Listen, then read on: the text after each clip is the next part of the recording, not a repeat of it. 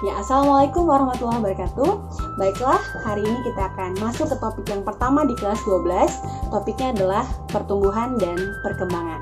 Ya, ngomong-ngomong masalah pertumbuhan. Jadi kalau pertumbuhan itu adalah suatu proses pertambahan ukuran baik dari jumlah sel, massa sel, ataupun volume sel dari suatu makhluk hidup.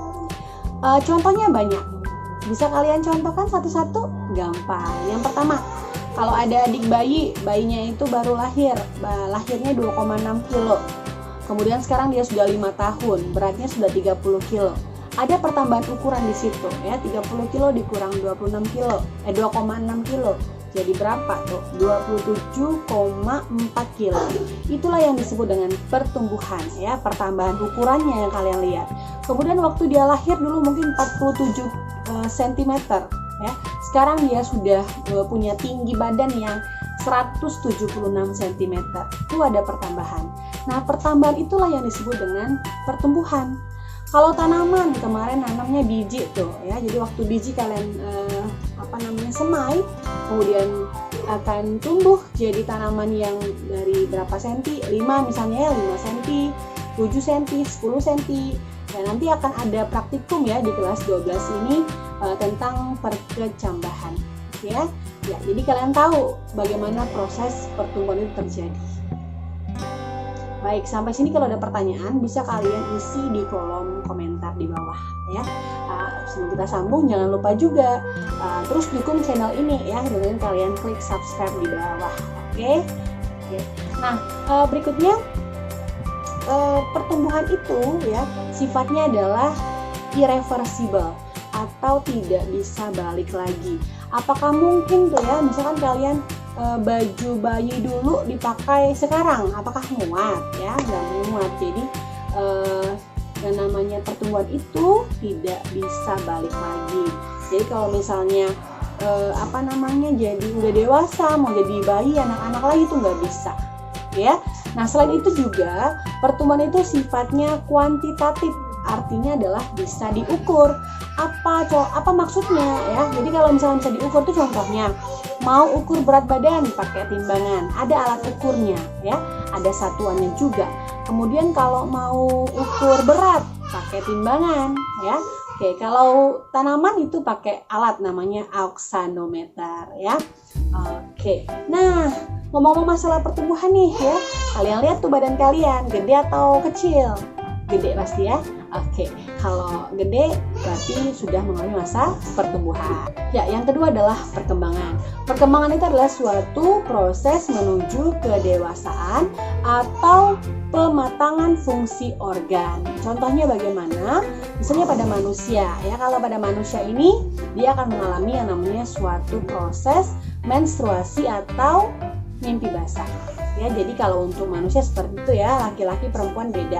Kemudian kalau untuk tanaman contohnya seperti ada tanaman mawar ya. Kalian pertama tuh kan nanam batangnya, nanti akan tumbuh daun, lebat daunnya. Kemudian dia akan yang namanya berkembang. Akan ada kuncup bunga dan akan mekar menjadi bunga mawar. Tanaman itu sudah ada bunganya, berarti dia sudah berkembang. Kalau untuk tanaman yang berbuah, gampang juga ya, udah berbunga dia, kemudian dia akan berbuah, itu juga sudah tanda-tanda perkembangan. Apa bedanya Kak dengan pertumbuhan tadi? Kalau dia perkembangan bisa diukur atau tidak bisa diukur? Tidak bisa diukur ya. Jadi kalau perkembangan sifatnya itu adalah kualitatif ya, tidak bisa diukur. Kemudian dia sifatnya reversible atau bisa balik lagi. Kalau mawar, ada orang tuh putus cinta mau petik bunganya, apakah dia akan stop berbunga lagi? Tidak berbunga lagi? Pasti dia akan berbunga. Artinya dia kembali lagi ya, bisa balik, namanya irreversible. Oke, sampai sini bisa dipahami ya. Jadi kalau untuk pertumbuhan perkembangan itu beriringan kerjanya, tapi bentuk atau prosesnya berbeda. Ya, tanda-tandanya berbeda, sifatnya berbeda. Tapi tetap berkembang itu dan bertumbuh itu jalannya beriringan. Kalau ada pertanyaan bisa ya sampaikan di kolom komentar. Berikutnya ya, pertumbuhan itu ada dua jenisnya. Ada pertumbuhan primer, ada pertumbuhan sekunder. Kalau pertumbuhan primer itu adalah pertumbuhan memanjang, ya. Kalau pertumbuhan sekunder itu adalah pertumbuhan membesar. Jadi kalau kita ada yang namanya pertambahan tinggi, itu berarti sedang mengalami pertumbuhan primer.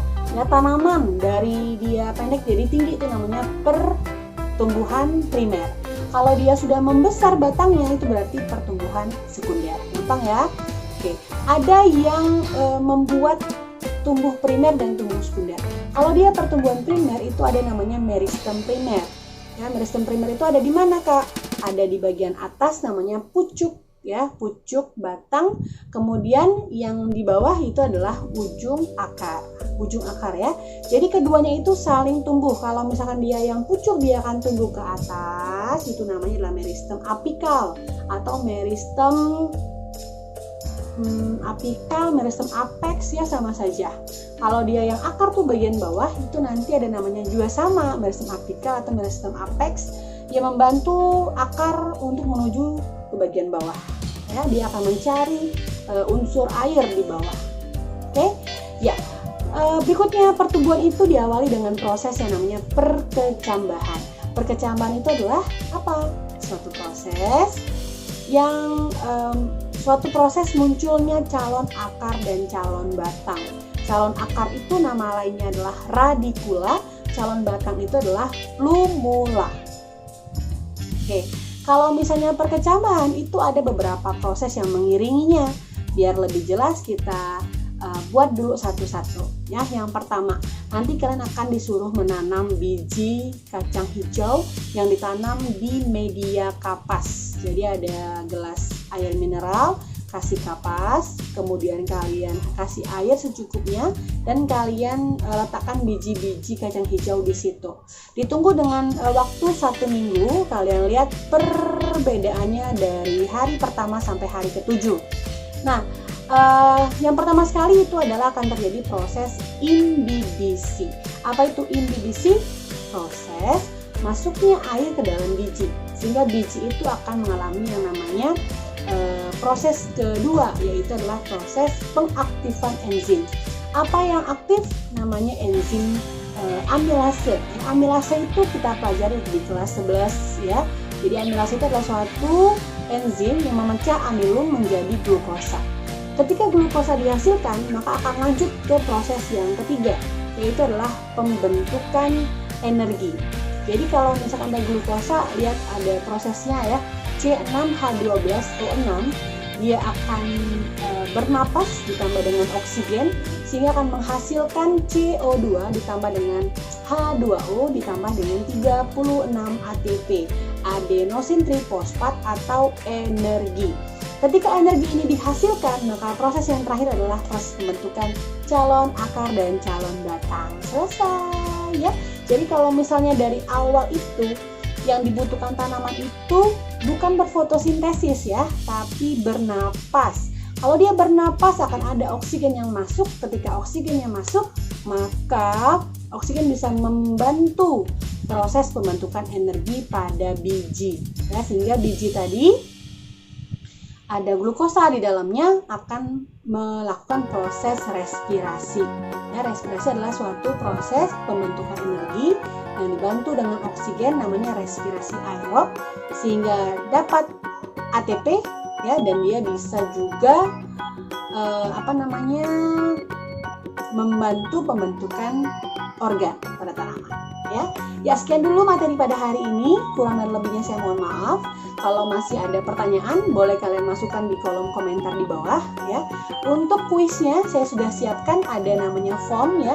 Kalian tinggal klik formnya, isi kuisnya, dan akan kita lihat berapa hasilnya ya. Kalau mau kontak person nanti ya, nanti kita hubungi lagi. Oke, itu dulu ya. Jangan lupa like, komen, dan subscribe. Oke, terima kasih. Wassalamualaikum warahmatullahi wabarakatuh. Bye-bye.